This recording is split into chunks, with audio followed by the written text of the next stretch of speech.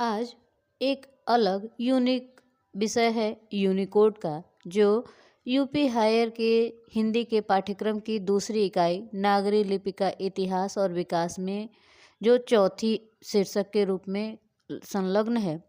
आइए समझते हैं यूनिकोड क्या है और उसके प्रयोग से क्या लाभ है तथा क्या हानियां हैं। कंप्यूटर का संबंध मूल रूप से नंबर से ही है।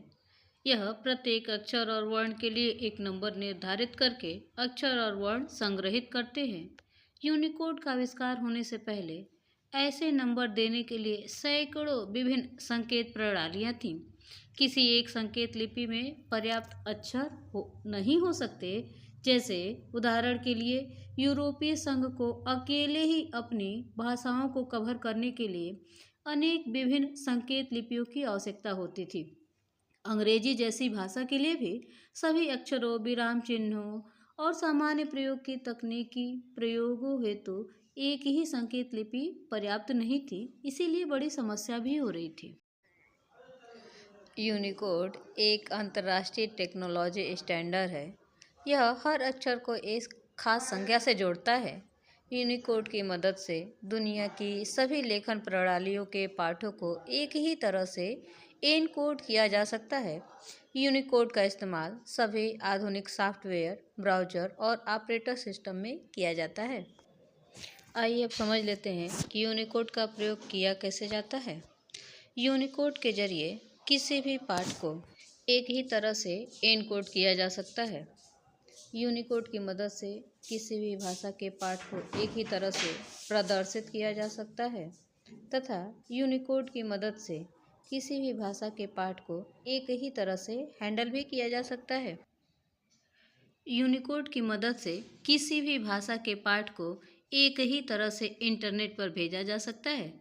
यूनिकोड की मदद से किसी भी भाषा के पाठ को एक ही तरह से दूसरे कंप्यूटर पर देखा जा सकता है तथा यूनिकोड की मदद से किसी भी भाषा के पाठ को एक ही तरह से दूसरे सॉफ्टवेयर से जोड़ा भी जा सकता है। इस प्रकार हम कह सकते हैं कि यूनिकोड प्रत्येक अक्षर के लिए एक विशेष नंबर प्रदान करता है, चाहे कोई भी प्लेटफॉर्म हो, चाहे कोई भी प्रोग्राम हो या चाहे कोई भी भाषा हो।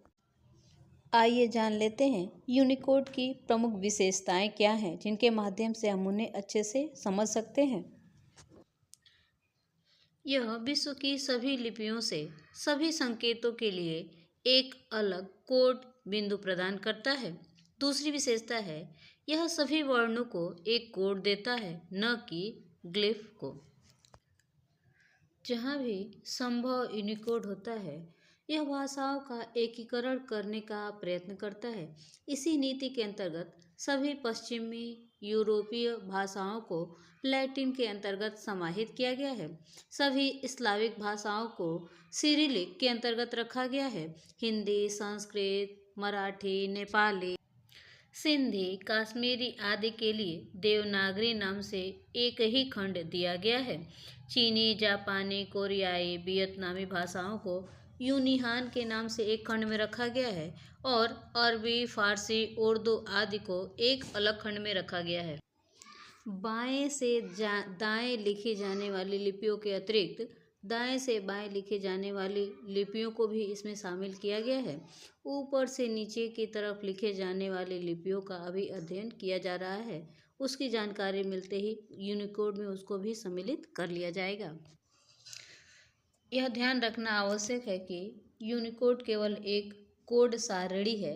इन लिपियों को लिखने पढ़ने के लिए इनपुट मेथड एडिटर और फॉन्ट फाइलों की आवश्यकता होती है। यूनिकोड की सारी विशेषताओं को देखने के बाद अब प्रश्न ये उठता है कि आखिर इसका महत्व क्या है या इससे यूजर्स को लाभ क्या मिलता है। तो आइए जान लेते हैं कि यूनिकोड का प्रयोग करने से क्या क्या लाभ मिलते हैं। यूनिकोड की सहायता से एक ही दस्तावेज में अनेकों भाषाओं के अक्षर लिखे जा सकते हैं। अक्षरों को केवल एक निश्चित तरीके से संस्कारित करने की आवश्यकता पड़ती है, जिससे विकास व्यय एवं अन्य व्यय भी कम हो जाते हैं। किसी भी सॉफ्टवेयर उत्पाद का एक ही संस्करण पूरे विश्व में चलाया जा सकता है। क्षेत्रीय बाजारों के लिए अलग से संस्करण निकालने की आवश्यकता नहीं पड़ती। किसी भी भाषा का अक्षर पूरे जगत में बिना किसी रुकावट के चल सकता है। पहले इस तरह की बहुत सी समस्याएं आ जाती थी कि एक भाषा का अक्षर दूसरी भाषा के लोग नहीं समझ पाते थे। आधुनिक तकनीक, कंप्यूटर सॉफ्टवेयर या एआई का जितना लाभ है उतनी ही हानियां भी हैं। ठीक उसी तरह से यूनिकोड के प्रयोग से कुछ सुविधाएं हैं तो कुछ असुविधाएं भी है। आइए जान लेते हैं यूनिकोड के इस्तेमाल में कौन कौन सी हानियों की संभावना रहती है। यूनिकोड आस्की तथा अन्य कैरेक्टर कोडों की अपेक्षा अधिक मेमोरी का यूज लेती है, क्योंकि जितनी अधिक मेमोरी का यूज होगा यह इस बात पर निर्भर करता है कि आप कौन सा यूनिकोड का प्रयोग कर रहे हैं। मेमोरी यूज से ही सारे सॉफ्टवेयर चला करते हैं। UTF-7, UTF-8 और UTF-16 या वास्तविक यूनिकोड एक अक्षर अलग अलग बाइट का प्रयोग करते हैं। यूनिकोड हमारे हायर एजुकेशन के हिंदी के पाठ्यक्रम की दूसरी इकाई में लगा हुआ है, इसीलिए यह भी जानना आवश्यक है कि देवनागरी लिपि में यूनिकोड का कैसे प्रयोग किया जाता है।